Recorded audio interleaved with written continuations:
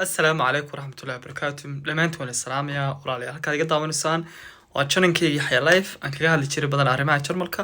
iyo noloshaba runtii maanta waxaa dhacday arrin aad iyo aad u naxdin badan runtii jarmalka si la wada socono arrimo aad iyo aad falal argixisnimo ayaa ka dhaca runtii maanta waxaa ka dhacday arrin runtii qof kastoo waalid taabanaysa taasoo aan ahaanteeda waalid ahaan ay taabatay laba ciyaal oo walaalo ah ayaa run ahaantii lagu dilay wadankan labada ciyaal ay midna 12 sano jiray midna 9 jir ahaa runtii aad iyo aad baan arrinka iyada ugu damqaday waxaa jirta magaalo ku taalo gobolka Haysan oo la yiraahdo Hano magaaladaas hadda koor waxaa ka dhacday fal argagixisnimo oo dunida dhan laga maqlay nin la soo galay qori meel dhalinyaro fadhiday oo maqaayad ahayd tan dhalinyartii oo halka ku laayay taasi waxay ahayd mid dunida dhan laga maqlay isla maanta waxaa dhacday dhacdatii oo kala mid ah oo ka daran maxaa yeelay laba ciyaal oo walaalo ah bay ahaayeen laba ciyaal oo walaalo ah gabadh yar 9 sano jir iyo wiil 12 jir ayaa waxaa dhacday in gabadhii meedkeeda laga helay balkoonka waxaa halkan guriga yar hortiisa markuu guriga fooq iyo kale dabaqa 9aad bay ahayd meedkeedii balkoonka ayuu yaalay wiilkii 12 jirkana meedkiisii ma dhaawiciisa waxaa laga helay cafan dibadda qof wadada marayay ayaa wuxuu si kadisa ula kulmay qof dhulka jiifa oo dhaawac halis ku yaalo booliska ayuu isla waqtiga u garaacay markii booliska yimaadana dhaawacii degdeg ahaan waxa loo garaacay xagga isbitaalka loo cararay rahantii naftana kuma sii gaarin haddaba fariinta aan rabayna u jeeday waxay tahay waalidka in yani ku baraarujinadaan ubadkooda labadii horta ilmood meeshaas ayay ku naf waayeen 12 sano jir iyo 9 jir bay isku ahaayeen laba walaalaana bay ahaayeen ilaa hadda kiisku waa lagu maqan yahay sida u badan tahayna in la yiri inuu aabahood dilay u badan tahay haddaba dhibka jira waxa weeyaan runtii Soomaalida ku nool wadanka Germany dhibaato aad iyo aad u weyn ayay ka haystaan ilmaha inay ilaaliyaan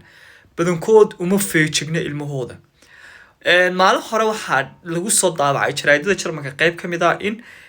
ilmaha iminka soo baxeen qolyo ilmaha xada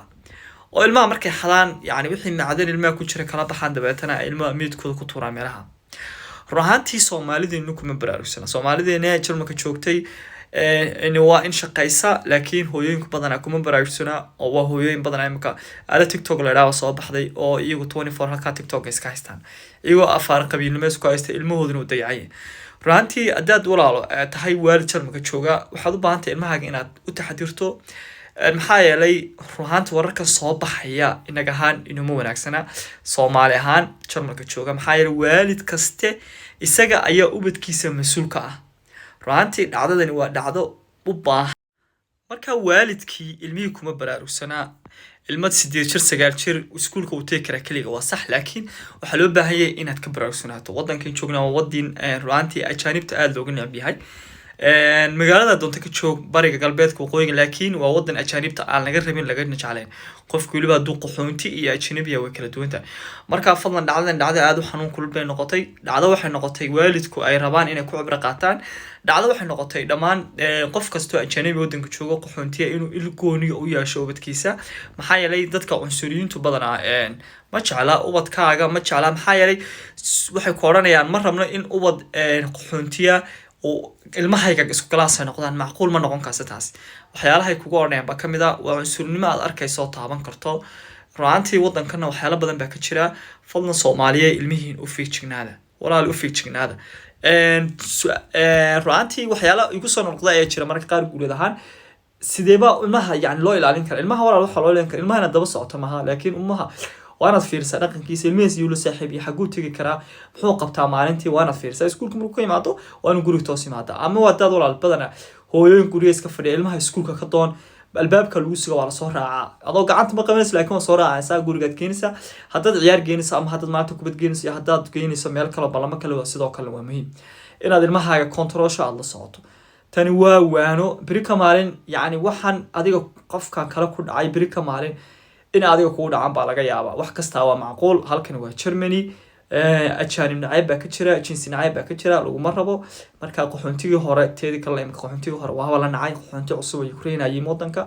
dad aqoon la yimid dad xirfada yimi marka adiga lagu ma rabo sideedaba marka adiga hadaan lagu rabo wax noqonaysa in adiguna asiyara ilaaliso astuubto muhiimaddu waxa weeye ubadkaaga si aad ku ilaashan lahayd 100% falowgeeda gala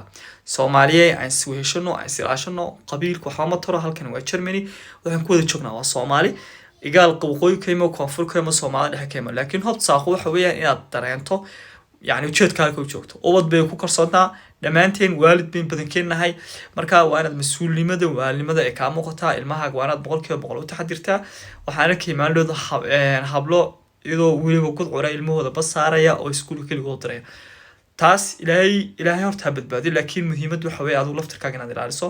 dhacdadani waa dhacdo aad iyo aad u xanuun kulul oo maanta adduunka oo dhan khaasatan wadanka Germany laga hadlayo fadlan Soomaaliya isku badnaada